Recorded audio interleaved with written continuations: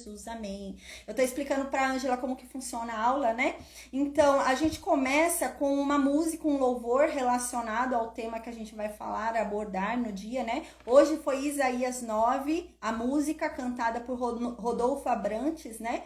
Então, e hoje a gente vai falar sobre esse capítulo. Depois que a gente ouve a música, a gente faz uma oração. Depois da oração, a gente estuda o capítulo do dia. Aí a gente faz leitura de versículo por versículo e eu vou explicando, tá? Então, assim, quando é um livro poético, por exemplo, o livro de Jó, existem algumas metáforas bíblicas, né? Eu sempre explico, tá? Então, quando há uma metáfora, alguma poesia, a poesia hebraica é diferente da poesia aqui no Brasil, né? Então, eu explico, a ironia deles é diferente da nossa ironia, né? Então, eu explico tudo isso quando a gente vê isso na história, tá?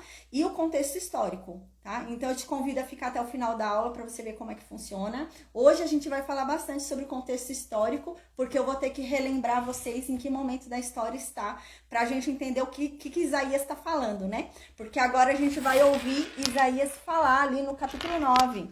E o que ele está falando, né? Por que ele está falando essa mensagem? O que estava acontecendo lá no Reino Norte, no Reino Sul, para ele estar dando essa mensagem que ele vai dar hoje. Então, eu vou trazer tudo isso, todo esse contexto histórico para a gente entender, tá bom? Então, Ângela, seja muito bem-vinda. Que bom que você aceitou esse convite e eu te convido a ficar até o final para você entender como funciona e eu tenho certeza que você vai gostar. Então, amém. Seja muito bem-vinda, viu? Deus abençoe.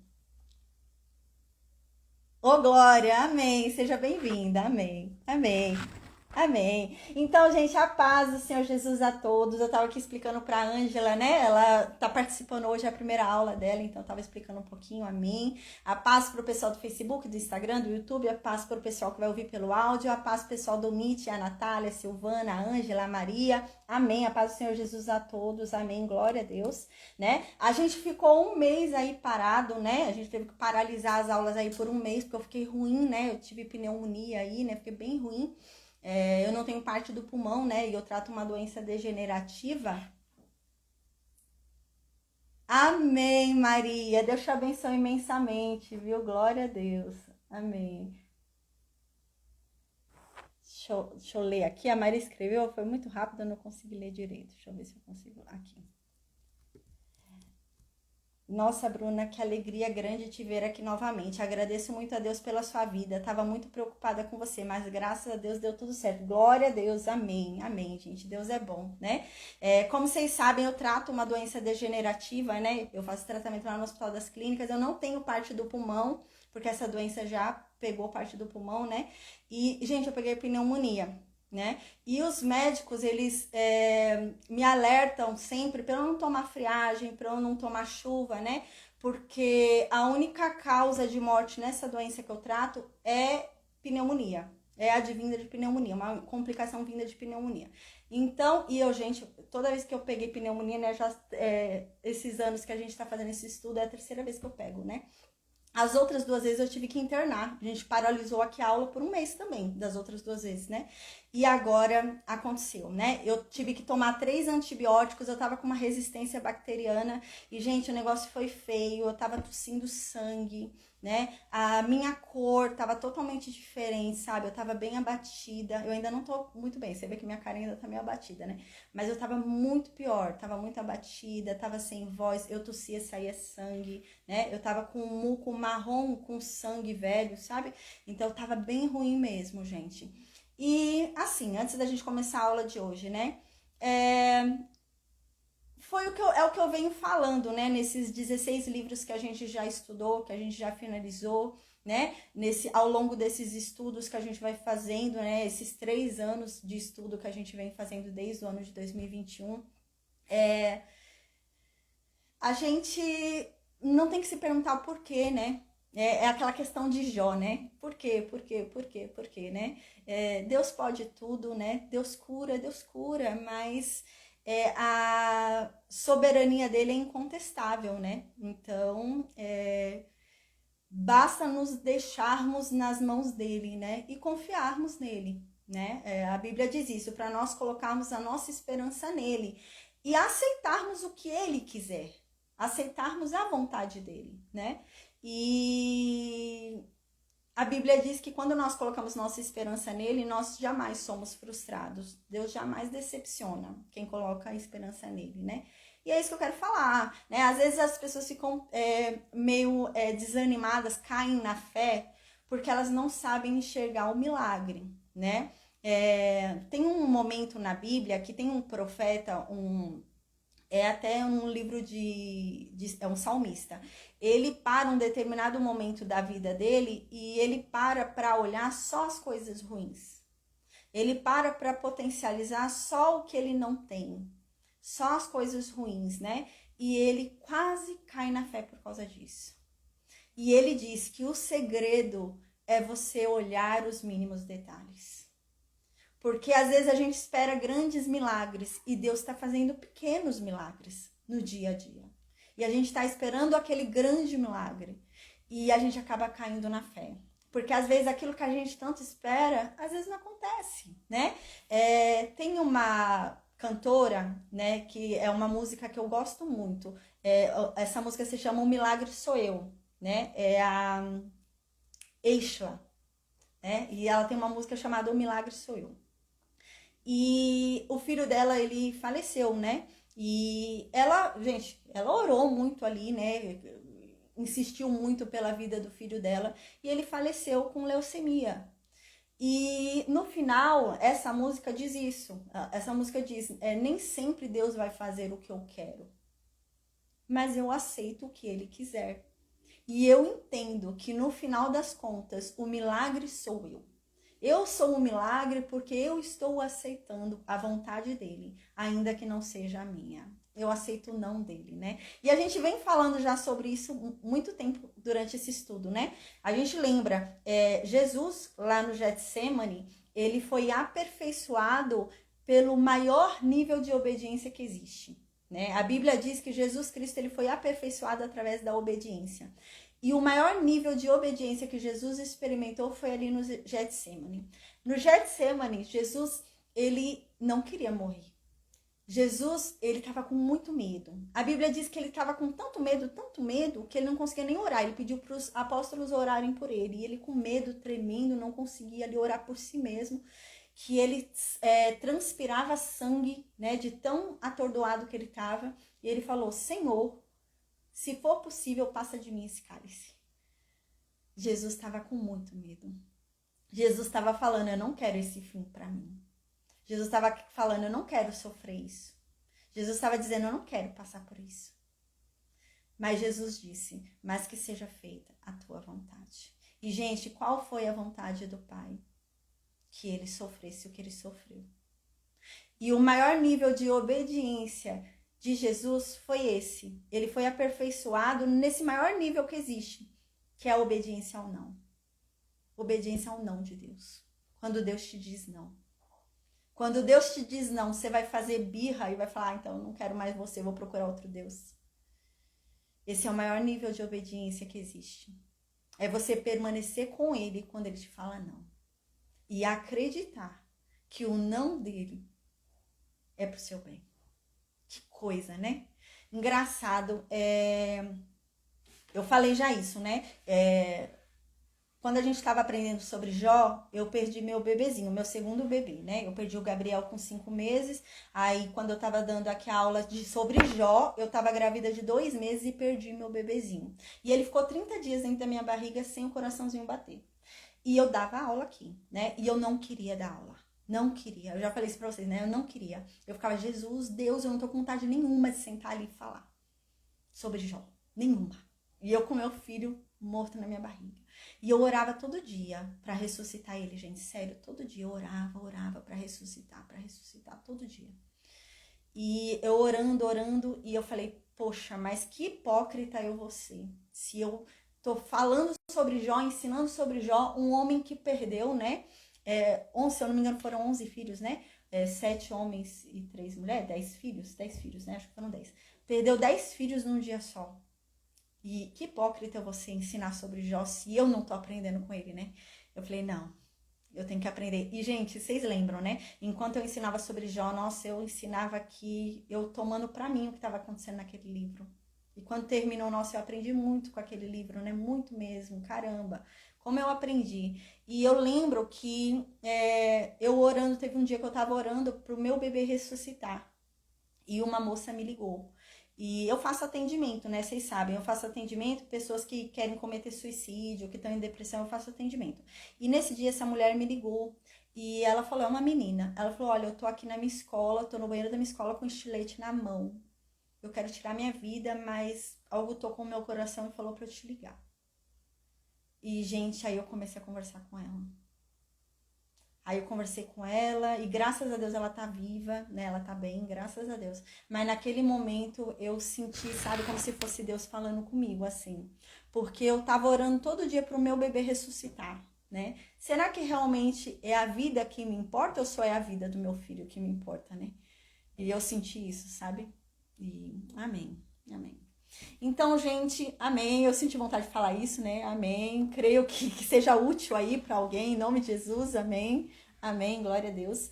Então, eu vou fazer a oração agora e a gente vai estudar Isaías 9. Eu vou lembrar em que momento da história a gente parou, né? O que está acontecendo ali no Reino Norte, o que está acontecendo no Reino Sul, né? Porque Isaías vai falar o que ele está falando, né? Então, a gente vai lembrar tudo isso agora, tá? Então, eu vou fazer a oração agora, amém. E a gente vai estudar Isaías capítulo 9 e Isaías capítulo 10, do versículo 1 até o versículo 4, tá bom? Amém.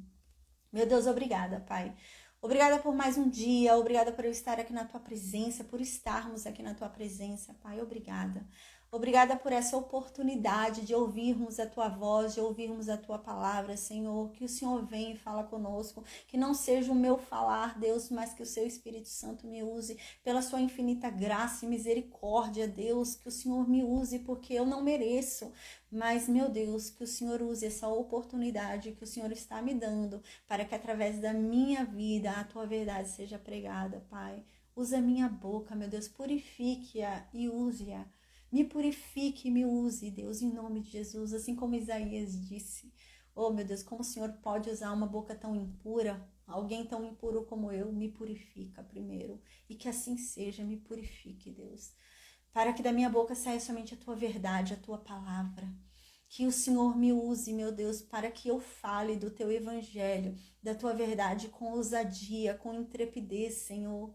Que o meu falar ao Teu respeito seja irresistível, seja apaixonante. Que todo aquele que me ouvir falar acerca de Ti não resiste, se entregue, se apaixone por Ti. Mergulhe, Pai, na Tua palavra, na Tua presença e venha Te buscar cada vez mais em o nome de Jesus. Que o Senhor venha acender a chama em cada um de nós, que venha nos incendiar, Pai, que venhamos a pegar fogo, Teu fogo, Pai, amém.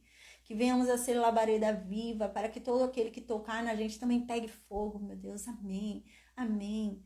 Oh Deus, que sejamos assim como Moisés, que ele resplandecia a sua glória e todos sabiam que o Senhor era com ele, que assim sejamos nós. Que o Senhor venha resplandecer a sua glória em nós e em nossas vidas, e que todos possam testemunhar que o Senhor é conosco. Que o Deus que nós servimos é um Deus vivo, é um Deus forte, é um Deus poderoso, é um Deus que ainda faz milagres, Senhor. Amém. Oh Deus, que o Senhor, Pai, mude os nossos corações, transforme os nossos corações, transforme as nossas mentes, Pai. Amém. Para que venhamos a andar, meu Deus, segundo o Teu coração, com os pensamentos do alto, que venhamos a andar na Tua presença. Nos guia, nos conduza por este caminho, meu Deus. Nos mostra, Deus, para qual lado devemos ir.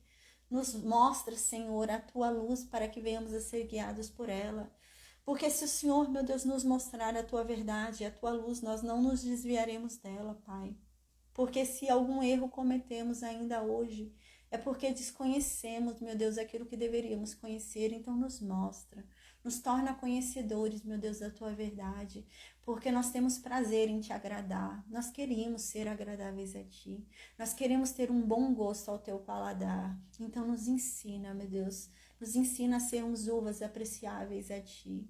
Amém, Deus. Que o Senhor venha falar conosco, que o Senhor, meu Deus, venha trazer a sua mensagem a cada um de nós. Que o Senhor, meu Deus, venha fazer com que a sua mensagem venha ecoar dentro de nós. Venha nos transformar inteiramente. Que venhamos a mudar os nossos passos, as nossas atitudes. que venhamos a ser exemplo nessa terra, que venhamos a ser um testemunho vivo do teu poder, que venhamos a ter a consciência de que muitas vezes nós seremos a única Bíblia que as pessoas lerão, que venhamos a ter a consciência que já não carregamos mais o nosso próprio nome, mas carregamos o nome da família de Cristo. Que venhamos a ter essa consciência que nós somos um representante de Cristo nessa terra. Nós mostramos aos outros quem Cristo é. Nós temos essa responsabilidade. Que venhamos a entender isso, para aprendermos com Ele o que é ter compaixão, o que é ser bom, o que é ter benignidade, o que é conceder perdão. Amém, Deus. Que venhamos a aprender com Cristo. Que venhamos a perdoar todos aqueles que nos ofenderam, todos aqueles que nos machucaram. Que venhamos a perdoar verdadeiramente. Não porque temos o dever, assim como Paulo dizia, porque seria muito fácil falar que temos que perdoar porque temos, mas não. Mas que venhamos a perdoar porque nós experimentamos o verdadeiro amor. E por isso, pelo amor que nós temos em nós, através de Cristo, o perdão já não é mais difícil. Que venhamos a conceder o perdão a todos aqueles que nos machucaram, nos ofenderam, nos decepcionaram. Porque a tua palavra diz que se não perdoarmos, não seremos perdoados. A tua palavra diz que de nada vale as nossas ofertas, os nossos dízimos, de nada vale os nossos sacrifícios, se o nosso coração estiver endurecido, se não tivermos perdoado aquele que nos ofendeu. Então, meu Deus, nos ensina a perdoar, nos ensina a conceder o perdão, porque nós queremos ser como Ti, Deus, nós queremos ser como Cristo. Nos ensina a compaixão, Pai, nos ensina a amar o próximo, a amar o inimigo, nos ensina, tira de nós tudo aquilo que não vem de Ti, tira de nós todo sentimento ruim, todo rancor, todo ódio, toda raiva, toda ira, tudo aquilo que nos afasta de Ti, tira, Deus, em nome de Jesus. Senhor, nós declaramos agora, em nome de Jesus, que tudo que um dia nós fizemos, nós falamos e nos fez ter aliança com Satanás e com os poderes malignos, toda aliança que um dia foi feita, até mesmo sem querer, nós declaramos agora, em nome de Jesus, nula, porque nós não queremos ter parte com Satanás, nós não queremos ter parte com o mundo dele, nós temos parte apenas contigo, Deus. Então, meu Deus, afasta de nós tudo aquilo que não vem de Ti. Na nossa vida, nas nossas casas, na nossa família, não há espaço para Satanás, porque nós somos Teus, Deus. E onde há luz, não há trevas. Dissipa todas as trevas, meu Deus, se ainda há alguma em nossas vidas, dissipa. Porque onde o Senhor chega, as trevas vão embora. Amém, Deus. Amém. Nós confiamos a Ti tudo o que temos e tudo o que somos, Senhor. Toda a nossa esperança nós depositamos em Ti, porque o Senhor é aquele que jamais frustra. Não há um melhor lugar para esperar do que em Ti, Deus. Oh Deus, que o Senhor tenha, pela Sua infinita misericórdia, graça, bondade, benignidade, que o Senhor tenha compaixão de nós, ao ponto de conceder os desejos das nossas almas, nossos desejos mais profundos, porque o Senhor é aquele que sonda os corações e desvenda até mesmo aquilo que não revelamos. Então que o Senhor nos sonde e que o Senhor, Pai, em nome de Jesus, realize os nossos desejos, porque a Tua palavra diz que o Senhor não é só um Deus, mas o Senhor é um Pai. O Senhor disse que o Senhor não é qualquer pai. O Senhor disse que o Senhor é um pai que tem prazer em conceder o que seu filho pede. O Senhor disse que jamais daria algo diferente do que o seu filho pede. O Senhor um dia disse que jamais daria pedra a um filho que lhe pede pão. Então, que essa palavra se cumpra sobre cada um de nós, Pai, em nome de Jesus. Que o Senhor conceda os desejos mais profundos das nossas almas. Que o Senhor sonde os nossos corações e realize todos os desejos que em lágrimas te pedimos, soluçando, muitas vezes sem palavras, porque o Senhor é aquele que nos conhece antes mesmo de nós nascermos. O Senhor é aquele que sabe que nós vamos falar antes mesmo de nós abrirmos a boca. O Senhor é aquele que é capaz de desvendar até mesmo uma lágrima. O Senhor é aquele que é capaz de desvendar até mesmo um gemido. Então, meu Deus, em nome de Jesus, ouça cada uma das orações que um dia nós fizemos. Inclusive essas em que não haviam palavras, nós só chorávamos e gemíamos. Que o Senhor ouça cada uma dessas orações em nome de Jesus, para conceder da tua graça sobre nós, da tua misericórdia sobre nós, para que o Senhor possa atender cada uma de nossas orações em nome de Jesus, para a honra e glória do teu nome. Ó Senhor Jesus, o Senhor disse que estaria à direita do Pai e que tudo aquilo que nós pedíssemos em seu nome, o Senhor nos daria, para que em seu nome o Pai fosse glorificado. O Senhor disse isso, Jesus. Então, meu Pai, Senhor, às vezes nós oramos e achamos que o céu está de bronze. Às vezes nós oramos e achamos que Deus não está ouvindo. Então, Senhor Jesus, nós pedimos, porque o Senhor disse, nós pedimos, conversa com o Pai sobre nós. Ou seja o nosso intermediário aí, à direita do Pai. E pede para Ele realizar as nossas orações, atender as nossas orações, Senhor. Amém. Obrigada, Pai. Obrigada pela provisão de cada dia. Obrigada por tudo que o Senhor tem feito por cada um de nós. Obrigada, Senhor, por nos sustentar, por nos pôr de pé, porque é somente a tua força. O Senhor é um Deus maravilhoso que dá forças ao cansado. E glória por isso. Porque é o Senhor que nos fortalece na nossa fraqueza.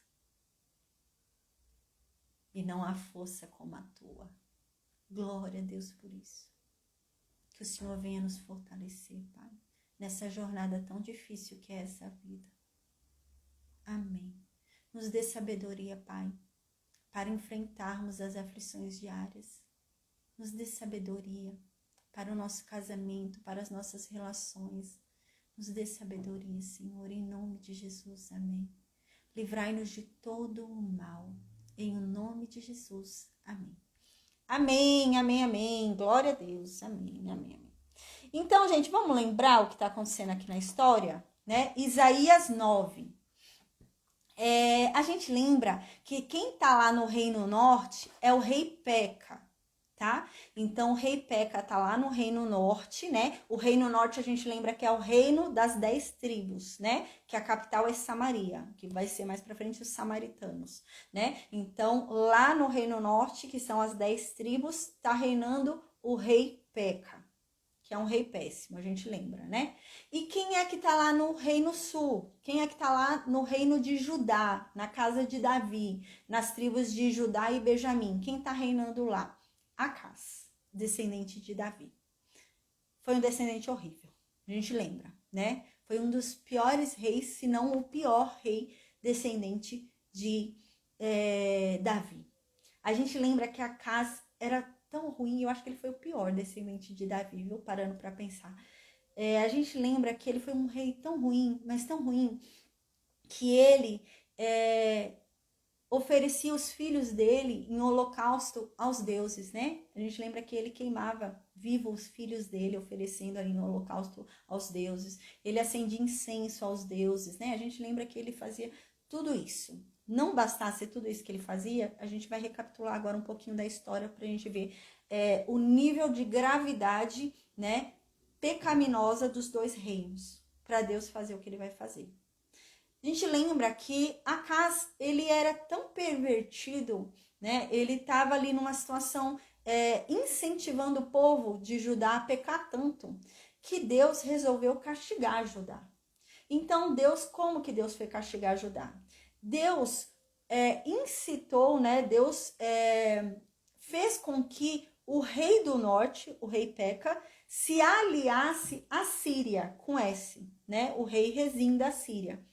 E os dois juntos fizessem ali, né, um acordo, uma aliança para invadir Jerusalém. Lembra? Então, isso a mando de Deus, porque Deus queria castigar Judá por causa do rei Acás, que ele era muito ruim.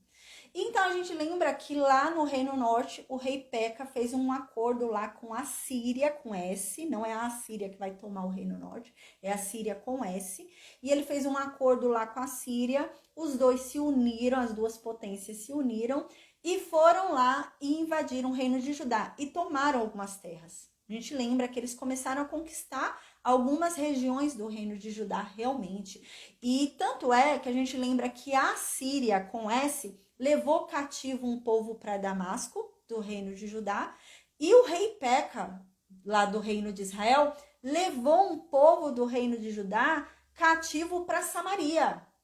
Né? Então a gente lembra que isso aconteceu. E nessa situação, onde eles já tinham sido invadidas algumas cidades do reino de Judá, a Síria e o reino de Israel fizeram um bloqueio ali, né? Me fugiu a palavra agora, tem uma palavra certa que fala. Nossa, gente, tá na ponta da língua. Eles ficaram ao redor, ele tem um nome certo que a Bíblia fala, eu esqueci.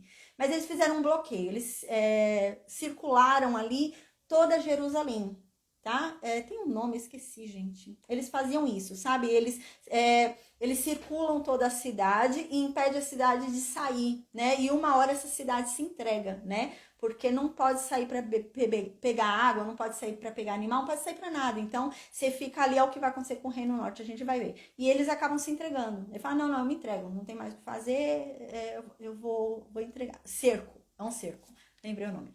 E eles fizeram esse cerco, tá? Então, o rei da Síria com o rei de Israel fizeram esse cerco em Jerusalém. Quando eles fizeram esse cerco em Jerusalém, foram lá, né, um mensageiro foi lá avisar o rei Acás. E o mensageiro falou assim para o rei Acás, a gente lembra, olha Acás, é o seguinte, o rei Peca se juntou com o rei da Síria e eles já tomaram um monte de cidade do reino de Judá e levaram um monte de gente prisioneira. E agora eles estão fazendo um cerco porque eles querem tomar Jerusalém e tomar o trono. E eles já combinaram que eles vão tomar o trono de Jerusalém e vão colocar um rei deles no lugar. Quando Acás ouviu isso, a gente lembra que Acás ficou com muito medo. Acás tremeu de medo. E Acás falou, estamos perdidos. Se eles já conquistaram as outras cidades, as duas nações juntas, muito mais forte do que o reino de Judá, vão invadir Jerusalém. Então a gente lembra que Isaías veio falar com Acás. Né? É aí que começa o capítulo 7. A gente lembra do capítulo 7 até agora. Aí no capítulo 7, Isaías vem falar com Acás e fala assim para Acás, a gente lembra. Acás, Deus me mandou vir aqui e Deus falou o seguinte, para você não ter medo do Rezim de Peca. Porque eles não são ninguém. Eles não são nada. Deus vai destruir os dois logo logo. O que é deles está guardado. Não tenha medo deles. Ninguém vai te tirar desse trono. Eles não vão te tirar desse trono porque Deus não vai permitir. Só confie em Deus. Você tem que confiar em Deus e você não pode se movimentar. Não faça nenhum movimento. E quando Acás ouviu isso, a gente lembra que Acás, ele não acreditou. Acás falou, Deus não tá comigo. Você vem falar que Deus tá com a gente? Como que Deus tá com a gente se eles invadiram um monte de cidade do reino de Judá, levaram um monte de gente cativa? Deus é com a gente? Deus é com a gente nada. Então, Isaías falou, não, Deus é com vocês sim. Pede um sinal.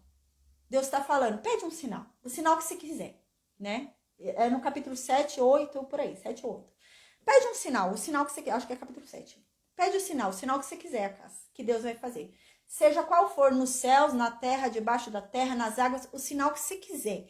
Pede que Deus vai fazer.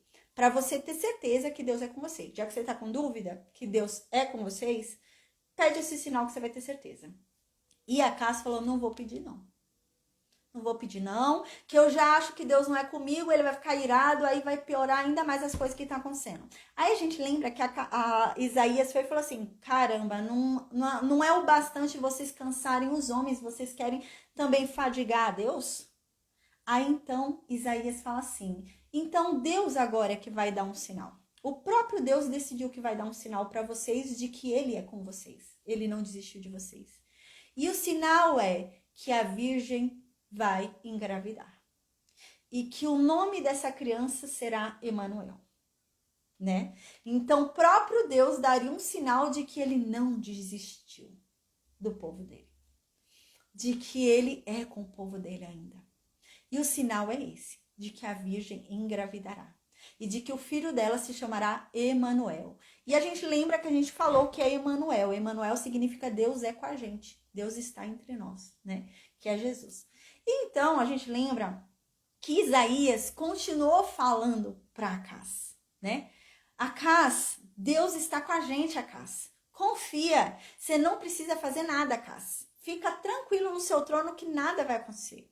Vai dar tudo certo, ninguém vai roubar seu trono. Fique sossegado.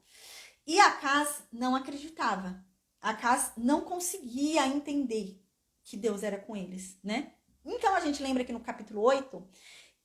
Deus agora deu o exemplo dos filhos de Isaías. Então, pelo filho de Isaías, Deus dizia, né? Não, eu não desisti do meu povo. Eu sou com o meu povo. Um remanescente fiel sobrará. E eu serei com eles. Né? Vai dar tudo certo. Mas, gente, Acás não conseguia acreditar que Deus era com eles. Então, a gente lembra que o que aconteceu nesse meio tempo? Um profeta, a gente lembra que eles tinham levado cativeiros, lembra? Cativos, lembra? Então a gente lembra que lá em Samaria tinha uns prisioneiros do reino de Judá. E lembra que eles tinham tirado toda a roupa do povo do reino de Judá?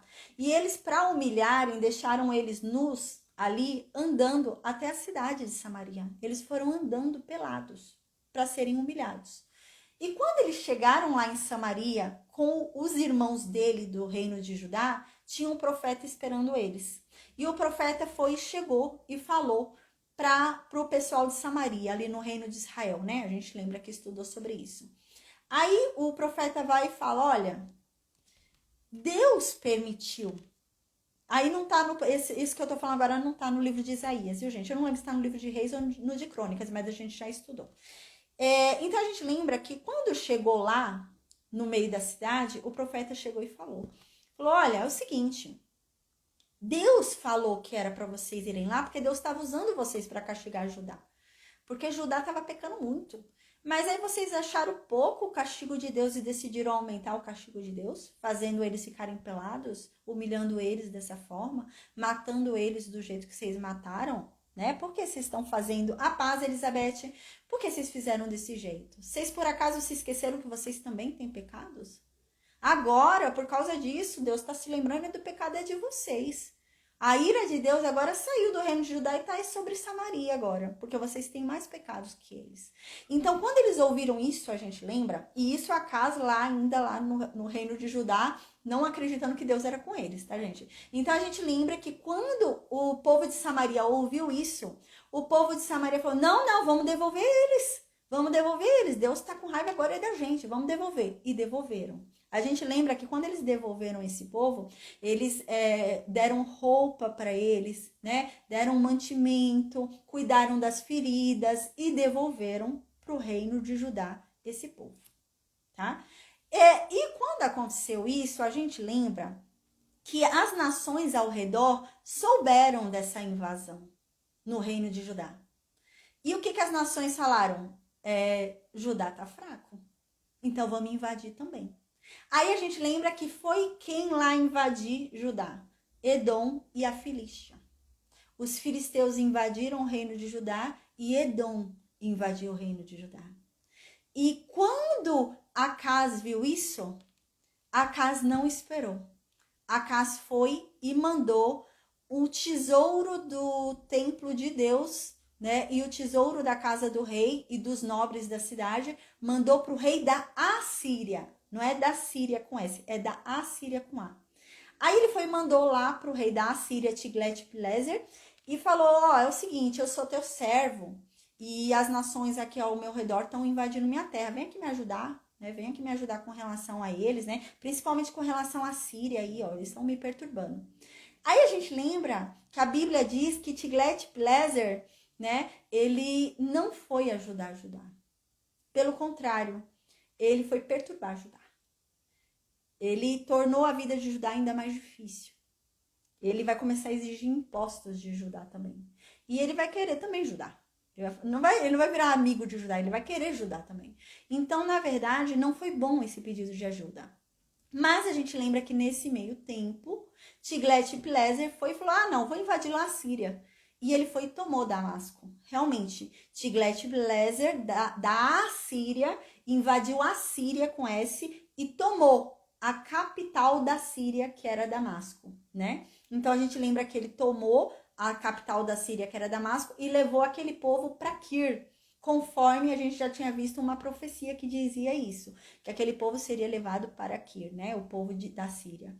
E nesse mesmo tempo, quem estava reinando ali no Reino Norte, lá no Reino de Israel? Peca, o rei Peca. Tá? Então, nesse mesmo tempo, Tiglat-Pileser também pegou algumas terras de Israel. Tiglat-Pileser foi lá, tomou a capital da Síria, que era Damasco, e também pegou as cidades perto ali de Damasco, que são Naftali, Zebulon, que são as tribos que são lá para cima, Dan, né? Que são as tribos lá do extremo norte, Galileia. Ele foi e pegou aquelas terras ali, tá? Então, a gente lembra que tá nesse contexto, tá? Então, é nesse contexto da história que a gente tá, que a gente vai entrar agora em Isaías 9, tá bom? Então, tudo isso é pra gente lembrar em que momento da história a gente tá. O reino de Israel e o reino da Síria tinham se unido contra Judá, conseguiram invadir Judá, só não a capital, levaram alguns cativos, depois Deus foi lá e chamou a atenção do povo do Reino Norte, devolveram os cativos do Reino Norte, a Síria continuou lá em Damasco com os cativos dela, né? E nisso a gente lembra que houve mais invasão no reino de Judá, de Edom e da Filístia, dos filisteus, e então Acás foi e pediu ajuda para Tiglat-Pileser. Então, a gente lembra que quando Acás soube que Tiglat-Pileser venceu a Síria, Acás falou, não, ele é o cara. A gente lembra que Acás saiu do reino de Judá e foi lá para Damasco para reverenciar Tiglat-Pileser, o rei da Assíria. E quando ele chegou lá, a gente lembra que ele viu lá o altar do Deus de Damasco. E Tiglat-Pileser estava, né, provavelmente ofertando naquele altar do Deus de Damasco. E naquele momento, a gente lembra que o rei de Judá, descendente de Davi, chamado Acás, mandou fazerem ali em Israel, em Jerusalém, um altar igual do Deus de Damasco. E foi feito. Foi feito um altar igualzinho do Deus de Damasco. E ele pegou esse altar e colocou no templo de Deus.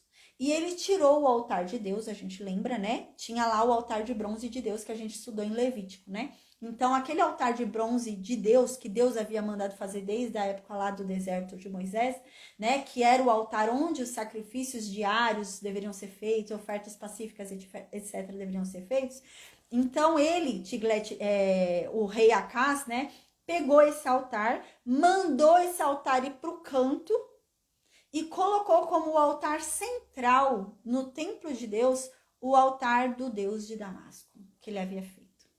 Aí a gente lembra que, não obstante isso, a gente estudou que Acás fechou o templo de Deus.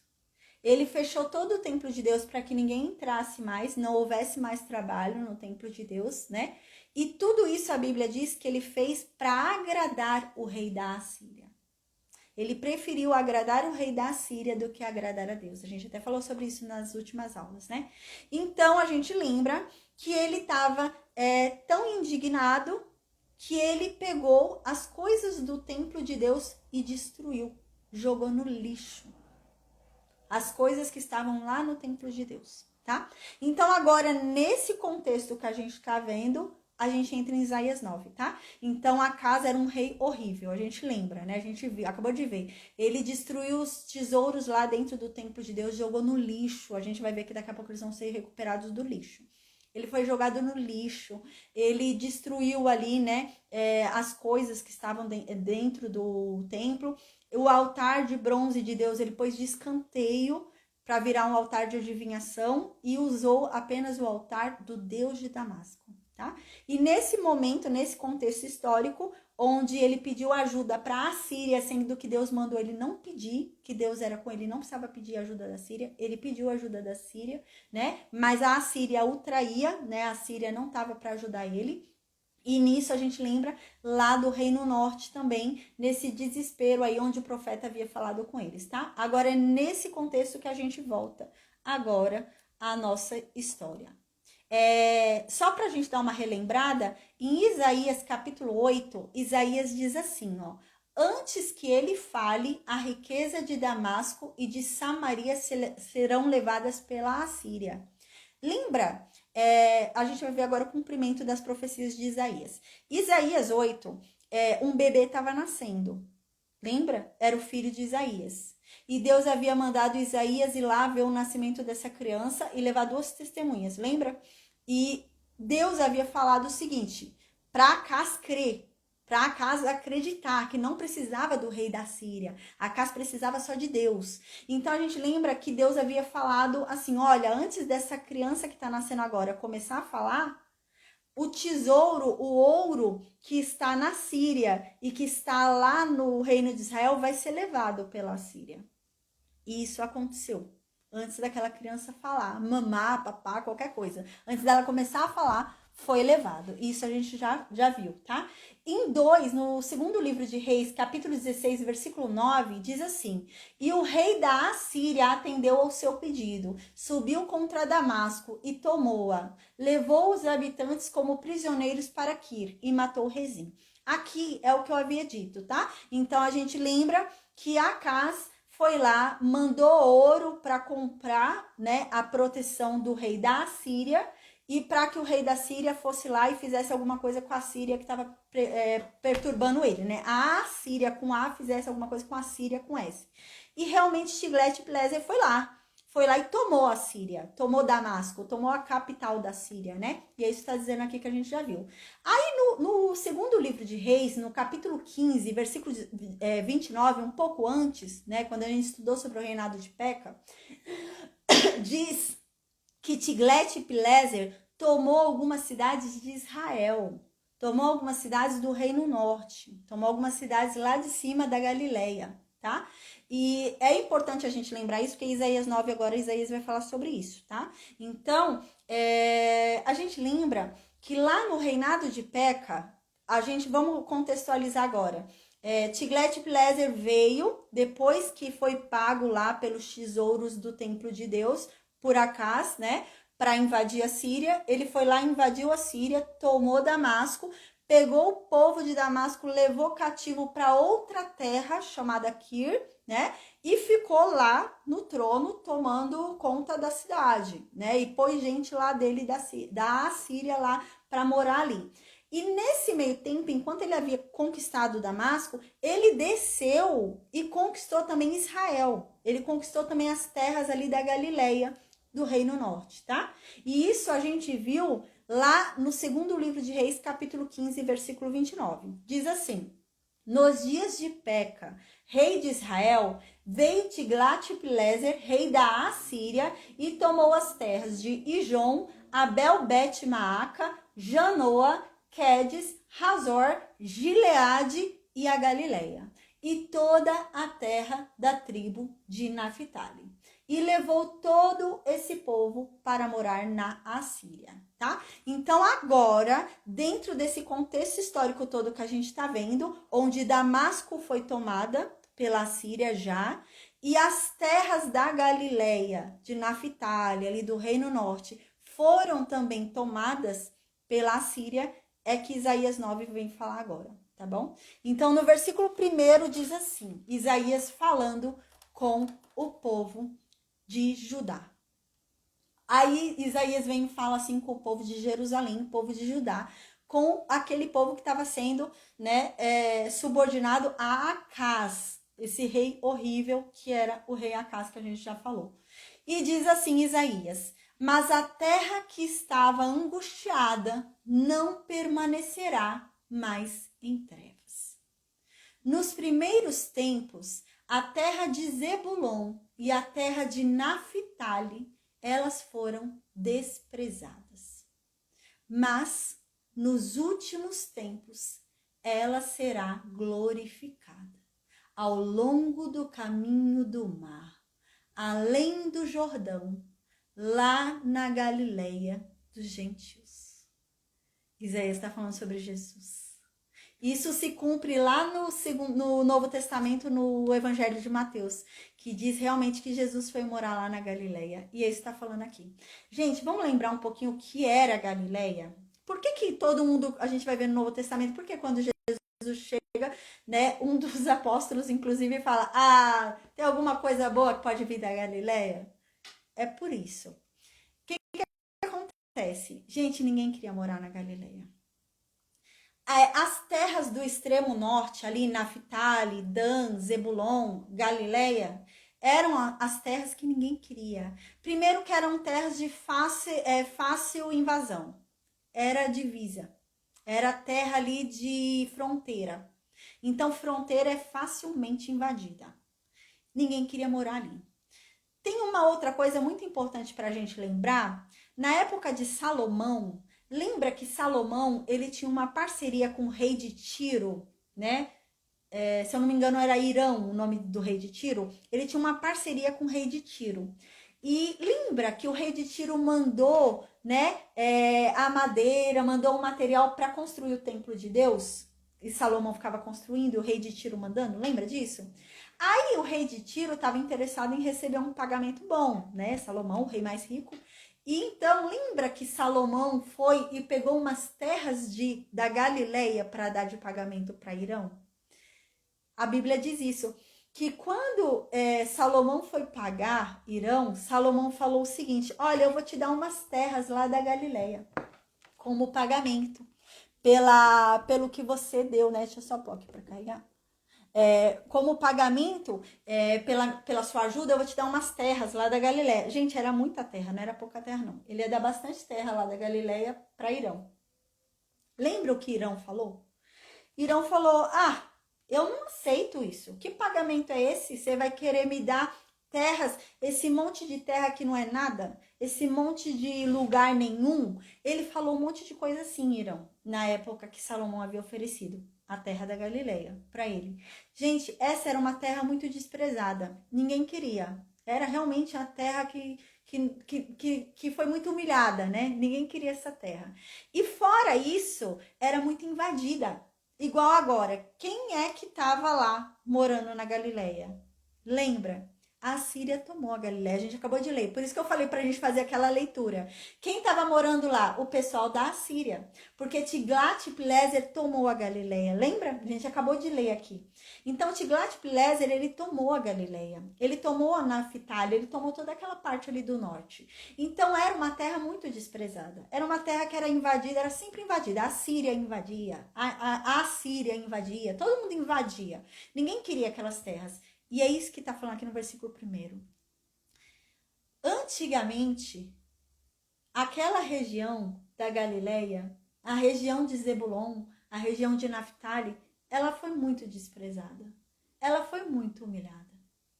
Mas no último tempo, Deus diz: eu prometo que ela vai ser glorificada. E ela vai ser glorificada ali, ao longo do caminho do mar da Galileia. Ela vai ser glorificada além do Jordão, onde hoje é a Galileia dos gentios. Gente, uau!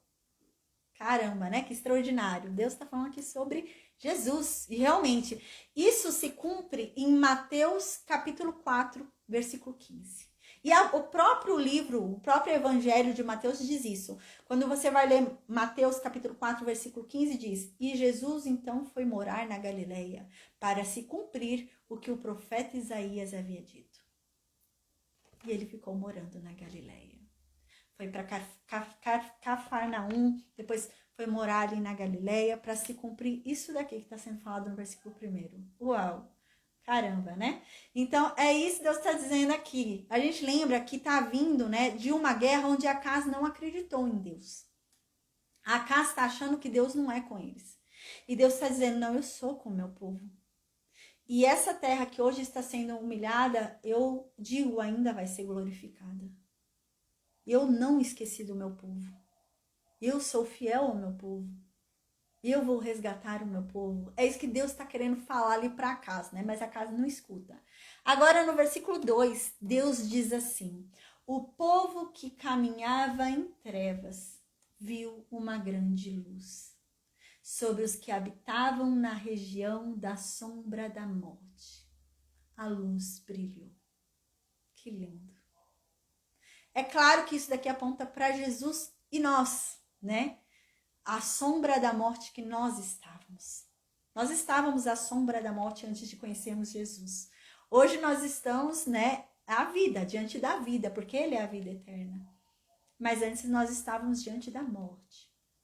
A morte eterna. E hoje não, é diante da vida eterna. E uau! Aqui a gente lembra que Jesus diz isso, né? Jesus fala isso no Novo Testamento. A Escritura inteira fala acerca de mim. Tudo que está na Bíblia é sobre mim. E quando Jesus diz isso, não havia o Novo Testamento. Era o Antigo Testamento, né? Jesus fala isso com o Gênesis na mão. Jesus fala isso com o Pentateuco na mão. Jesus fala isso com os livros dos profetas na mão. E Jesus fala, as Escrituras inteiras falam sobre mim. E aqui também fala sobre ele. Né? Mas aqui Deus está usando uma linguagem poética, né? Uma linguagem até metafórica, né? Para a gente conseguir visualizar o que está acontecendo aqui, né? Esse povo que antes morava numa região de trevas, esse povo que antes morava numa região de morte, porque a Galileia era uma região de morte, era uma região de invasão. Você facilmente perdia suas terras. Era uma região humilhada, né? Era uma região de sombra, era uma região de morte, era uma região onde não havia luz, era uma região de trevas. E está falando, e a luz chegou neste lugar. E não era qualquer luz, era uma grande luz. Uau! Imagina Jesus andando nesse lugar, gente. Aí está dizendo isso, né? Que a luz chegará neste lugar. A luz passará por este lugar e Jesus caminhará neste lugar. E é isso que está dizendo aqui. E também se refere a nós, né? Sobre a nossa sombra, a sombra onde nós nos encontrávamos antes de Jesus ter nos resgatado, né? O lugar de morte onde nós estávamos antes de Jesus ter nos dado a vida, né? Também se refere a isso. Uau! Aí no versículo 3, então, Deus continua dizendo, através de Isaías: tu multiplicaste este povo e aumentaste a alegria dele. Todos se alegrarão diante de ti, como se alegram na colheita, e como exultam quando repartem os despojos. Você multiplicou este povo. Você quem? A gente lembra que Isaías está falando aqui sobre a mesma pessoa. Desde o capítulo 7, Isaías está falando sobre uma pessoa só. A mesma pessoa ele está falando. Jesus. O menino que vai nascer da virgem. Ele continua falando dele. Aí ele está dizendo, você multiplicou este povo. Quem foi que multiplicou este povo? Jesus. Tanto que a Bíblia diz, né, que Deus deu a Jesus todos aqueles a quem ele comprou, a quem ele ganhou. Ele multiplicou o povo, Jesus. Um povo que antes era pequeno, ninguém queria morar naquele lugar. Deus multiplicou, Jesus multiplicou, né? E uau, tá falando aqui, você multiplicou o povo de Deus. E realmente é o que Jesus vem fazendo todo esse tempo, né? Multiplicando o povo dele. Tu multiplicaste este povo e aumentou a alegria deles. um povo que antes não tinha a alegria como hoje tem. E você aumentou a alegria deles. Falando de Jesus, apontando para essa pessoa. Que pessoa é essa? A pessoa que vai ser a grande luz no mar da Galileia. A Galileia tão desprezada. Este homem vai multiplicar este povo que vivia tão sofrido e vai trazer alegria para eles. E diz aqui que não é qualquer alegria. Diz aqui como é a alegria que ele vai trazer para esse povo. Diz assim, a alegria que ele vai trazer para esse povo é a alegria igual uma pessoa tem de quando ela está fazendo uma colheita. Imagina, gente. Vamos imaginar a cena. Um fazendeiro que vive disso, da fazenda, né? E ele plantou ali as cenourinhas dele, as batatas dele, né? Ele esperou 6, 7 meses ali ansiando. Chegou o dia da colheita, tão esperada. Ele colhe aquilo com a maior alegria do mundo. Feliz da vida porque deu tudo certo. E tá ali o resultado do que ele fez. E ele se alegra com aquilo. Quando ele vê o resultado do que ele fez. E é isso que está dizendo aqui. É essa alegria que esse povo vai sentir. E aqui diz, é como aqueles que repartem os despojos. É como aquele povo que ganhou uma guerra e tem muita riqueza para dividir. E eles dividem essa riqueza com alegria.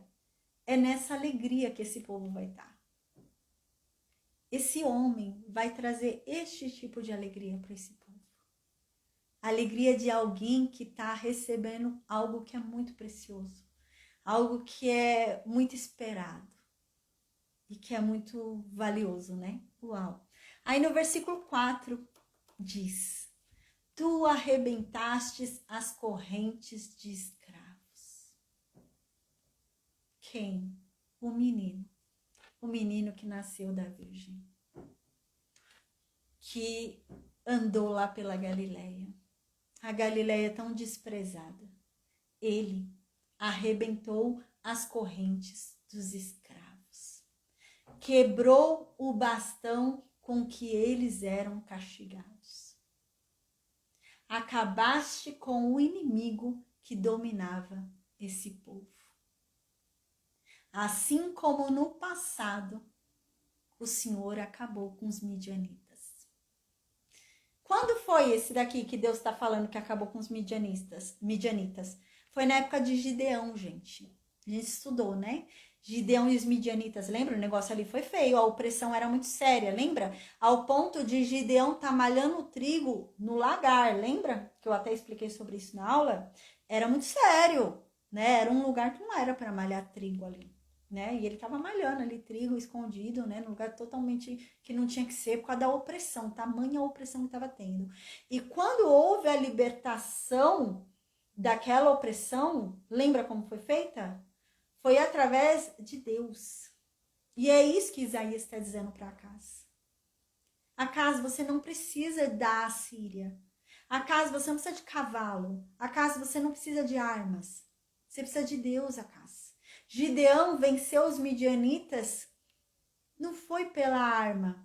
Não foi pela força do braço. Foi Deus. A gente lembra, né, que Gideão, quando foi, né, obedecer, Gideão era muito medroso, né? A gente lembra que Gideão, quando foi lá para obedecer, tinha muita gente com ele. E Deus falou, não, vai tudo isso não, senão vocês vão falar que a vitória foi porque vocês são muitos. Vai diminuir esse número aí. Os que beberem a água igual o cachorro, esses que vão.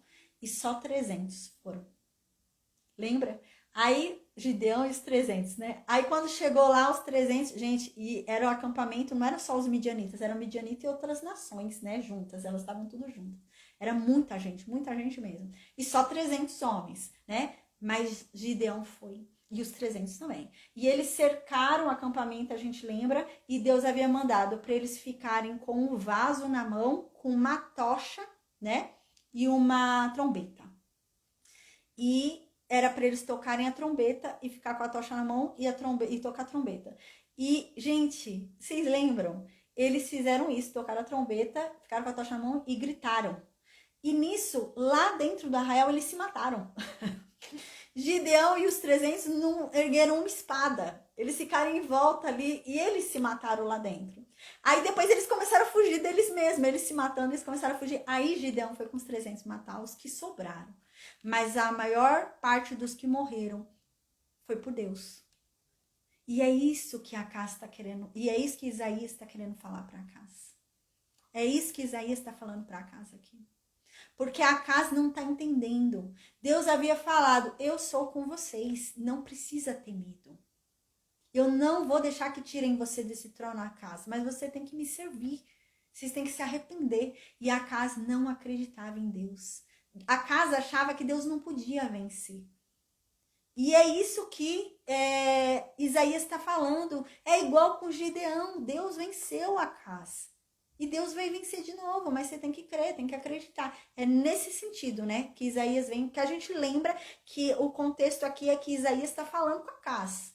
Né? Isaías está falando com Acas e Isaías está falando com o povo que ouve Acas. E Acas é um mau conselheiro. Acas é um rei que dá péssimos conselhos para o povo. E o povo está acreditando em Acas. E Isaías está tentando relembrar esse povo de que Deus vence batalhas. Deus não precisa de força humana. Né? Como eu acho tão bonita aquela passagem de Jonatas, né? Eu acho muito linda aquela passagem de Jonatas. Que Jonatas tá, né? Vai ter a guerra ali contra os filisteus. E Jonatas vai encorajadamente, né? E fala com o escudeiro dele, fala, ó, eu tô indo lá combater os filisteus. O escudeiro fala, mas nossa, mas você vai sozinho? Vou, se você quiser vir comigo, você vem, senão eu vou sozinho. Porque se Deus estiver comigo, Deus vence com 1 ou Deus vence com 300. Se Deus tá no negócio, Deus vence. E é tão lindo isso, né? E venceu. Que fé, né, de Jonatas, que fé. E é nesse sentido que Isaías está querendo falar para esse povo. Acorda, Deus não precisa de você, é só você confiar nele, Deus é contigo, né? E é nesse sentido que Isaías está falando, para eles confiarem, pararem de fazer alianças com os inimigos, né? Confia em Deus, Deus vai agir, confia, serve ele, faz tudo certo, confia, né? Então aqui que lindo. Diz aqui que esse homem, né, versículo 4, né? Esse homem que vai surgir lá na Galileia, que vai vir da Virgem, né? Ele arrebentou as correntes dos escravos, quebrou o bastão com que eles eram castigados, acabou com o inimigo que dominava esse povo.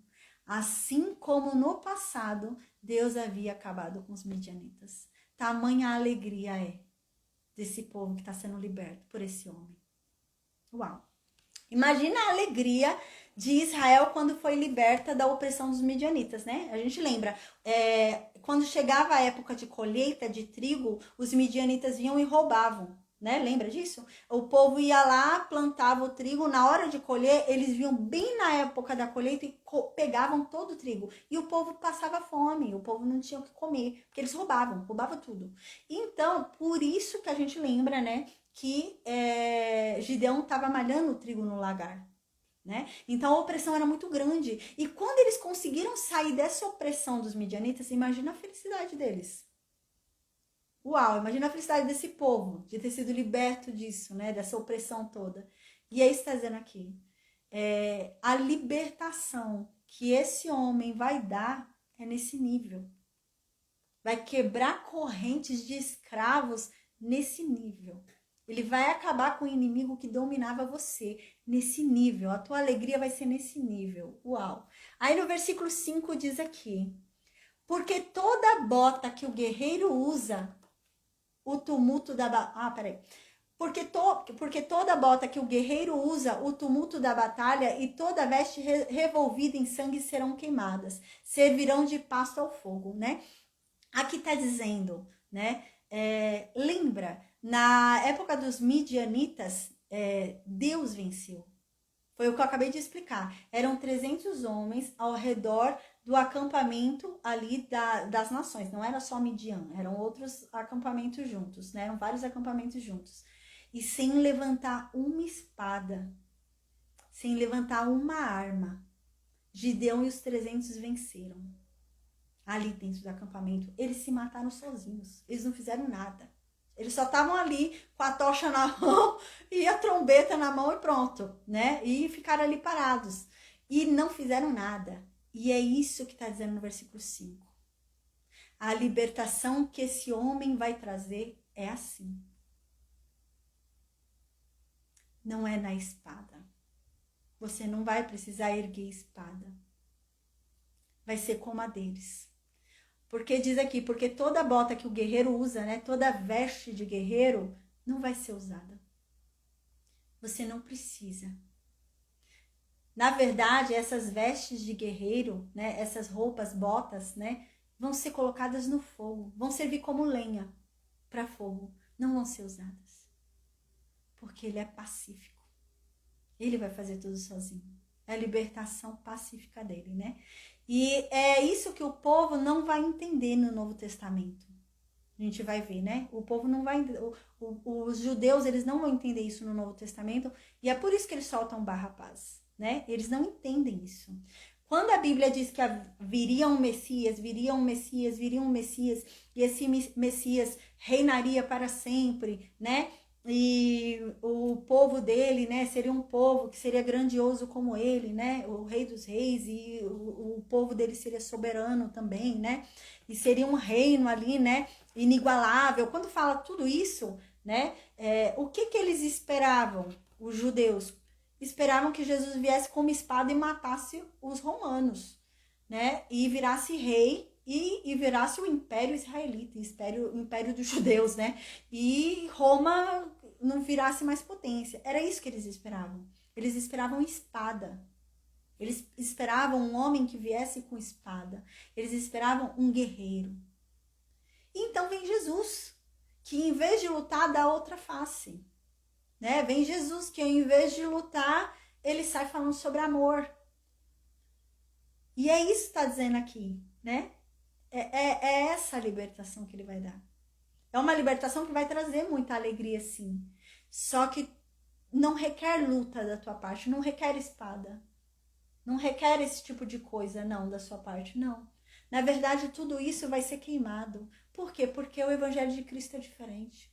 O evangelho de Cristo é ame seu inimigo, não é mate seu inimigo. É ame seu inimigo. Uau, né? E é isso que já está falando aqui, mas o povo não entendeu. No Novo Testamento o povo não entendeu. E era isso que estava sendo já falado aqui. É um homem diferente que vai vir, né? Não é um homem de guerra. Então, no versículo 6, continua falando sobre esse homem. Porque um menino nos nasceu, um filho se nos deu, e o governo está sobre os seus ombros. E o nome dele será Maravilhoso Conselheiro, Deus Forte, Pai da Eternidade, Príncipe da Paz. Tudo isso vai acontecer por quê? Né? Vamos ser libertos, né? Esse homem aí vai libertar a gente dessa forma e as roupas de guerra não precisarão mais ser usadas. Por quê? Porque um menino nos nasceu e o governo está sobre o ombro dele. O governo é dele. O governo é dele. Uau! E aqui diz, um filho se nos deu. Tá dizendo aqui, um filho foi dado pra gente. Gente, uau! Aqui tá dizendo que Jesus era filho antes mesmo de vir. É isso que tá dizendo no versículo 6. Um filho nos foi dado. Alguém deu um filho aí por nós. Uma criança nasceu. Um filho nos foi dado. Alguém deu um filho por nós. Gente, tá falando sobre essa questão de Jesus ser filho de Deus. Desde antes, né? Quando a gente para pensar, quando a gente lê lá o Novo Testamento, né? Uma das cartas de Paulo diz assim, né? Ele se tornou filho de Deus, né? E com a ressuscitação, com a ressurreição, ele se tornou filho de Deus, algo assim, né? Aí algumas pessoas vão e pensam, ele se tornou filho de Deus, então, só quando ele ressuscitou, né? Então, quando ressuscitou, se tornou filho de Deus. Mas não, aqui você vê claramente que ele já era filho antes, né? Ele já era filho antes. Mas quando você lê Paulo tendo essa consciência que a Bíblia já está dizendo que ele era filho antes, né? Então, na verdade, a ressurreição só confirmou que ele já era. É uma declaração do que ele já era. É filho. É o que ele dizia. Antes de ressuscitar, ele já falava, eu sou filho. Para conhecer o pai, conheçam o filho. Vocês conhecem o filho, vocês conhecem o pai. Para que vocês querem conhecer o pai, se vocês me conhecem? Né? E ele falava isso antes de ressuscitar. Ou seja, ele já era filho antes de nascer. E é isso que está dizendo aqui. Porque um menino nos nasceu.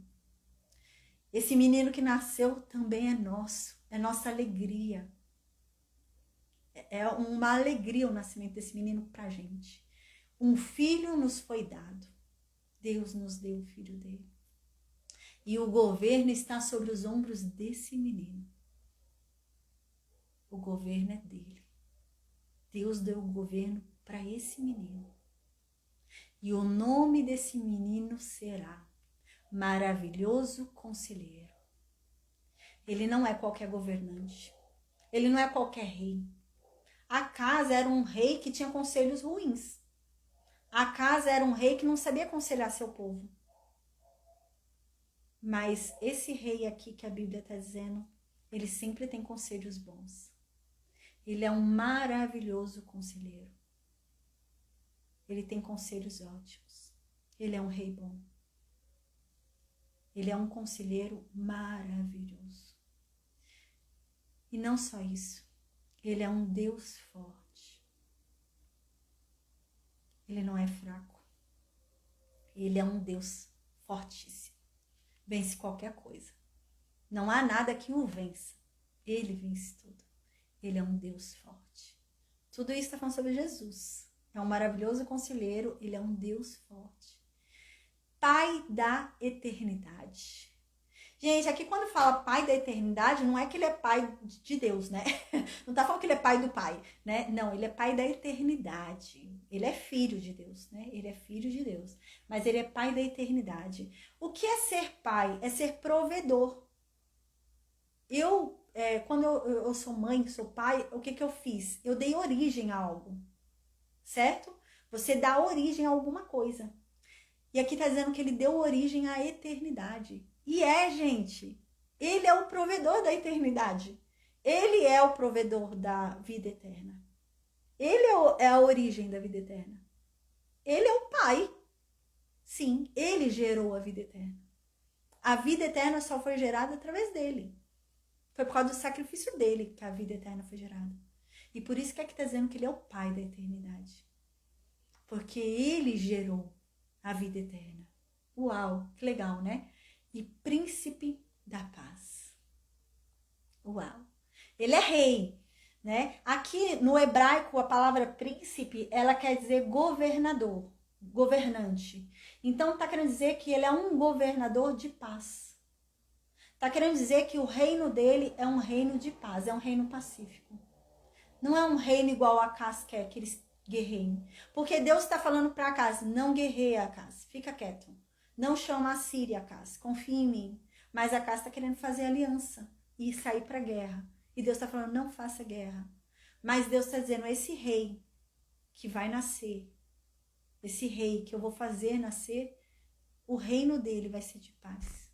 Não é um rei de guerra, ele é um rei de paz. Aí então no versículo 7 continua e diz assim, da grandeza desse governo e da paz não haverá fim sobre o trono de Davi e seu reino, para estabelecê-lo e firmá-lo com juízo e justiça, desde agora e para sempre. O zelo do Senhor dos Exércitos realizará isso. Aqui está dizendo, a paz, Vanderleia, aqui está dizendo, né? A grandeza desse governo não vai ser tirada. Nenhum reino será maior do que esse. A grandeza do reino de Jesus não se comparará a nenhuma outra.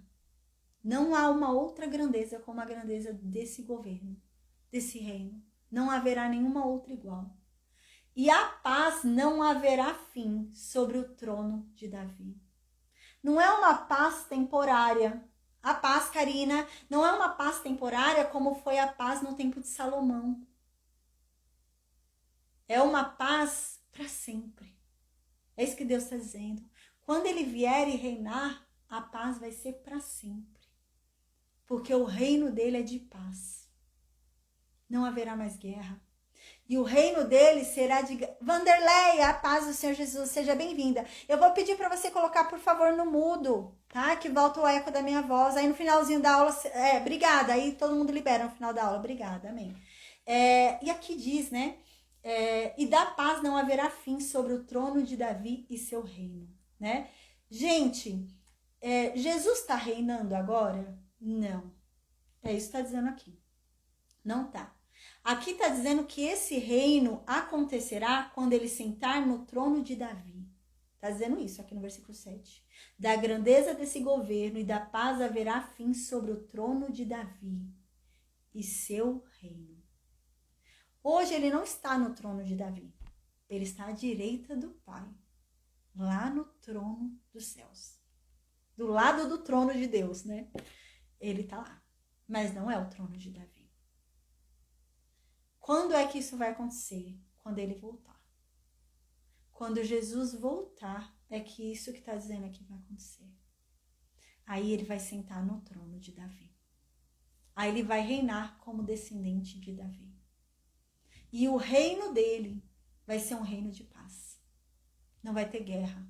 Nos 1000 anos que ele reinar aqui nessa terra, não vai ter guerra. E na eternidade que ele reinar lá na Nova Jerusalém, não vai ter guerra. E o reinado dele não vai ser um reinado meia boca. Vai ser um reinado de grandeza. Ele está dizendo aqui. Uau. E diz aqui que o reino dele é firmado em justiça e juízo. Ninguém mais vai sofrer nenhuma injustiça. Nunca mais vai se ter o que é errado. Eu não vou receber o que é errado. Eu vou receber o que é certo, o que é justo, o que é correto. E isso está dizendo aqui. Quando esse homem vier e reinar, tomar o trono dele e reinar, é assim que vai ser. E aqui diz, desde agora e para sempre. Isso já foi garantido. Desde esse momento que Deus disse, porque a palavra de Deus não volta. Né? A palavra de Deus não volta vazia, ele falou, ele cumpre. Então, desde esse momento já se cumpriu até o sempre, eternamente, porque o trono dele é eterno. Ninguém vai sentar depois dele, é só ele. Uau! E aqui diz por que é que isso vai acontecer. Diz, o zelo do Senhor dos Exércitos vai realizar. A palavra zelo aqui, né, no hebraico significa paixão, significa fervor, ardor. A paixão de Deus, o ardor de Deus, o fervor de Deus vai fazer com que isso aconteça. Deus vai fazer com que isso aconteça. Uau! Aí no versículo 8 diz assim, Deus anuncia agora, Deus vai começar a falar sobre o castigo do povo de Israel. Né? Deus vai começar a falar sobre o castigo do povo lá do Reino Norte, que eles não aprendem, continuam adorando Baal, continuam a desobedecer a Deus, né? E não aprendem. E agora vem sobre o castigo deles. E diz assim no versículo 8, Deus anuncia que vai castigar o povo de Israel, os descendentes de Jacó. Deus está dizendo, vai castigar vocês e acabou. Aí então no versículo 9 diz, todo o povo de Israel e todos os moradores de Samaria vão saber o que Deus vai fazer. Eles hoje não acreditam. Eles hoje acham que Deus não vai fazer nada. Mas um dia eles vão saber.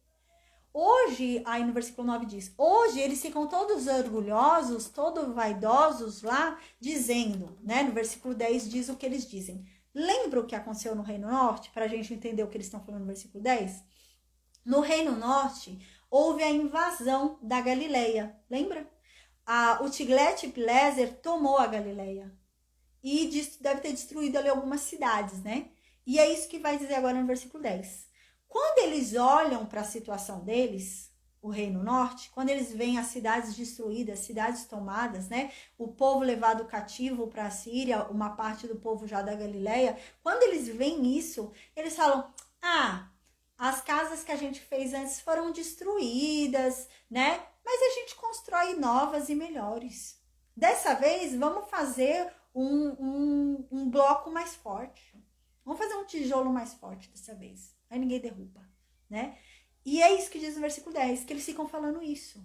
Em vez deles se arrumarem e entenderem que o que aconteceu porque eles estavam em pecado, eles têm que se converter, eles têm que mudar, eles têm que se arrepender e buscar a Deus, em vez deles entenderem isso, eles falam, não, da próxima vez não vai acontecer mais, porque só foi invadida porque a muralha era fraca. Dessa vez vamos fazer uma muralha mais forte. Aí ninguém invade, né? Só que a questão é que a força deles, a fortaleza deles, não está na qualidade da pedra, mas está em Deus. Deus era a fortaleza deles, né? E é isso que eles não entendiam.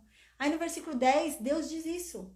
Deus fala, ó, vocês ficam aí todos arrogantes, todos vaidosos, o povo aí do Reino Norte, e vocês ficam falando, as casas aí que a gente fez de tijolo caíram, né? Mas não tem problema não, a gente vai construir de novo. Dessa vez a gente constrói com pedra mais forte, né? As vigas de madeira que a gente tinha construído aí na cidade, nas casas, foram cortadas pelo povo que invadiu a cidade. Mas não tem problema, dessa vez vamos usar tronco de cedro. Dessa vez vamos usar árvore de cedro. Vamos usar árvore mais forte. Vai ser impenetrável, nada vai acontecer com a gente. Aí no versículo 11 diz, portanto, por causa disso, por vocês não reconhecerem o erro de vocês e quererem se segurar nas suas próprias forças, né? Deus vai levantar agora os adversários da Síria contra vocês. Os adversários de Rezim, os que foram lá invadir Damasco, né, que é a Assíria, os que foram lá invadir Damasco agora vão vir contra vocês também. Deus estava falando sobre a Assíria, que realmente vai vir sobre eles e que vai levar eles, né? Então Deus está dizendo isso. E unirá os seus inimigos. Agora, por causa disso, porque vocês estão dizendo que vão construir coisa mais forte, é que eu vou mandar mesmo gente aí. Porque vocês estão se gabando aí, dizendo que é o braço de vocês. É a força de vocês. Aí no versículo 12 diz assim, a Síria vai vir ao leste, a Filistéia vem ao oeste, e elas vão abrir a boca, né? Elas vão abrir a boca para devorar vocês. A paz, Márcia, para devorar o povo de Israel, né? E elas vieram, né? A Síria veio tomar aí o Reino Norte, pegou umas terras, a Filistéia veio, aí os filisteus vieram, tomaram algumas terras e vieram com sede, massacraram vocês, machucaram vocês, mas a ira de Deus ainda não passou. Deus ainda quer castigar mais vocês, porque o pecado de vocês é muito grande, Isaías diz. Aí no versículo 13 continua, e Deus ainda está irado com vocês porque vocês não se retornam para aquele que o feriu. Vocês estão sofrendo tudo isso, vocês estão sendo machucados dessa forma. E em vez de vocês se voltarem para mim, vocês continuam adorando Baal. E é por isso que Deus está mais irado e vai mandar mais castigo. É isso que Isaías está falando. Então no versículo 14 diz assim, portanto, por causa disso, porque vocês não se voltam para Deus, apesar de tanto castigo, por causa disso, Deus decidiu que num dia só, ele vai cortar a cabeça e o rabo do reino de Israel. Como se faz com um animal, corta a cabeça e o rabo. Como se derruba as palmeiras e os juncos de uma só vez. Se vocês querem saber, Isaías fala, os mais velhos e os mais respeitados de vocês são a cabeça. E Deus vai cortar. E os falsos profetas, esses profetas que ficam falando mentiras, são o rabo. E Deus vai matar também. Aí no versículo 16, Deus diz, a verdade é que eles ficam guiando vocês, povo de Israel, por um caminho errado. E é por isso que vocês estão tão perdidos assim. Vocês não sabem o que fazer. Estão sendo guiados por esse povo. Versículo 17. Por causa disso, Deus não tem pena dos jovens. Por causa disso, Deus não tem compaixão dos órfãos. Por causa disso, Deus não tem compaixão das viúvas. Porque, na verdade, ninguém crê em Deus nesse lugar. A verdade é que todos vocês são maus. Todos vocês falam tolices. E é por isso que Deus não se compadece de vocês. Mesmo assim, mesmo diante de tudo que vocês têm sofrido, a ira de Deus ainda não passou. E Deus ainda quer castigar vocês ainda mais. Uau, engraçado, né? A Bíblia diz, né? Às vezes a pessoa fala assim, ai, ora, né? Aí, às vezes eu vejo até o ímpio, né? Falando, o ímpio ora, às vezes a pessoa ora até para Deus matar tal pessoa, né? E a Bíblia diz que até a oração do ímpio é abominação para Deus. A Bíblia diz isso. Até a oração do ímpio é pecado. Até quando o ímpio ora, é pecado. Né? Se o ímpio orar arrependido e não querendo mais ser ímpio é uma coisa, mas agora o ímpio que ora, sendo ímpio, continuando ímpio, a Bíblia diz que até a oração dele é pecado. Aí no versículo 18 diz, a maldade do povo queima. E essa maldade desse povo queima como um fogo. Queima como um fogo que destrói o mato por onde vai. Como um fogo que sai destruindo todos os espinheiros. Essa maldade deles é como um fogo em uma floresta, que faz subir fumaças com nuvens. E pela ira de Deus, no versículo 19 diz, pela ira de Deus, a terra está abrasada, a terra está destruída, porque Deus está irado com vocês. E Deus está usando o povo como lenha para o fogo. O povo está sendo usado como lenha para Deus colocar fogo nesse lugar.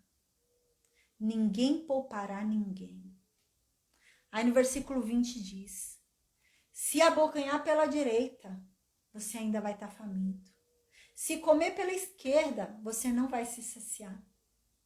Cada um vai se alimentar da carne do próprio irmão. Vocês vão passar necessidade, fome, porque vocês não se voltam para mim. Porque eu castigo e vocês não mudam, não se arrependem, não se transformam. Aí no versículo 21 diz, o povo da tribo de Manassés ataca o povo da tribo de Efraim. Irmão atacando irmão. E o povo da tribo de Efraim ataca o povo da tribo de Manassés. E os dois se unem para atacar o povo da tribo de Judá e de Benjamim. Mas mesmo assim, diante de toda essa desgraça, de vocês estarem se matando sozinhos, a ira de Deus contra vocês ainda não passou. E Deus continua querendo castigar vocês por causa do pecado de vocês. Aí agora a gente vai continuar com mais 4 versículos do capítulo 10, tá, gente? Que é a continuação. Aí no capítulo 10, Isaías capítulo 10, diz assim no versículo 1, tá? A gente lembra que a Bíblia mesmo, né? Ela não é assim, né? Separada por versículo e capítulo, né? O original, né? O hebraico, o grego, o original não é separado. Foi feito isso para ajudar a gente, né? Mas não é. Então, é continuação, tá? Do versículo 1 até o versículo 4 é continuação. É como se fosse um grande livro, né? O livro de Isaías é um livro só, um rolo só, né? Não tem isso, versículo e capítulo. Mas até o versículo 4 está dentro do mesmo contexto. Aí a gente vai ler agora capítulo 10, versículo 1 ao 4. Diz assim no versículo 1. Ai de vocês que fazem leis injustas para ficar oprimindo o povo com essas leis. Versículo 2. Vocês fazem leis para negar a justiça aos pobres e para ficar arrebatando, tomando os direitos dos aflitos do meu povo, a fim de ficar tomando a riqueza das viúvas, ficar roubando os órfãos. Vocês ficam fazendo leis erradas para isso. Para fazer o que é errado, né? Lei torta. Versículo 3. Quero ver o que vocês vão fazer no dia que Deus vir mandar o castigo que Ele quer mandar. Porque tudo o que aconteceu até hoje ainda não aplacou a ira de Deus. Deus ainda quer castigar vocês. Eu quero ver o que vocês... No versículo 3, Isaías fala, né? Eu quero ver o que vocês vão fazer no dia que Deus vier castigar vocês. Quando de um país distante vier a desgraça sobre vocês. Eu quero ver o que vocês vão fazer. E realmente é o que vai acontecer, né? Lá da Assíria, né? Vai vir a desgraça sobre o reino norte, né? E a Babilônia sobre o reino sul. Mas aqui ele está dizendo, quero ver o que vocês vão fazer no dia da desgraça de vocês. Quero ver o que vocês vão fazer no dia do castigo de vocês. E Deus já está preparando o castigo de vocês, que vai ser a desgraça vai vir de longe. A desgraça está vindo lá da Assíria. A desgraça está vindo lá de um país distante. Quero ver. Aí aqui eu quero ver para quem é que vocês vão pedir socorro. Quero ver para que Deus vocês vão pedir socorro. Já que eu não sou o Deus de vocês. Quero ver para que Deus vocês vão pedir socorro quando eu castigar vocês. Para onde é que vai a glória de vocês quando eu decidir castigar vocês? A glória que hoje vocês têm tanto orgulho, que vocês se acham tanto. Quero ver para onde isso vai quando eu resolver castigar vocês. Versículo 4, então, para finalizar a aula de hoje. Vocês serão levados como prisioneiros e serão mortos na batalha. Apesar disso que vai acontecer, e Deus já sabe, ainda assim, a ira de Deus ainda não passou. E a mão dele ainda continua levantada para castigar ainda mais vocês. Uau, né? Então, uau. Né? Às vezes a gente lê a Bíblia, né? A gente acha que Deus é só amor, né? Eu já vi gente falando, Deus é só amor, Deus é só amor. Não, né? Deus também é justiça. Deus também é juízo, né? Aquela coisa, quando Jesus vier, vai lançar no lago de fogo e de enxofre o pecador, não o pecado, né? Vai ser lançada lá, pessoas vão ser lançadas lá, né? Não é Deus de amor, né? Deus não nos aceita como a gente é. Se Deus nos aceitasse como a gente é, não precisava ter vindo Jesus pra gente nascer uma nova pessoa. Se eu nasci uma nova pessoa é porque eu tenho que mudar, né? Então, Deus não me aceita como eu sou. Então, amém, gente. Amém. Que Deus nos abençoe e nos guarde. Fiquei feliz que a gente pôde voltar. Glória a Deus, estava com saudade das nossas aulas. Amém. Eu vou perguntar no Meet se alguém tem alguma dúvida. Ângela, espero que você tenha gostado. Amanhã vai ter mais aula, viu? E espero que você tenha gostado, amém. A aula amanhã vai ser um pouco mais dinâmica, porque hoje a gente ficou um mês parado sem ter aula, então eu tive que relembrar bem o que a gente parou aí, porque um mês faz diferença, né? Então, mas aí amanhã vai ser um pouco mais dinâmico. Geralmente a aula dura 1 hora, mais ou menos. Mas hoje eu tive que relembrar bastante, né? Pra gente se situar aqui na história. Mas amém. Gente, eu vou perguntar no Meet se alguém tem alguma dúvida. Enquanto isso, eu vou desconectar o Facebook e o Instagram, tá bom? Amém. Deus abençoe. Uma boa noite e bom descanso. Amém. No Meet, gente...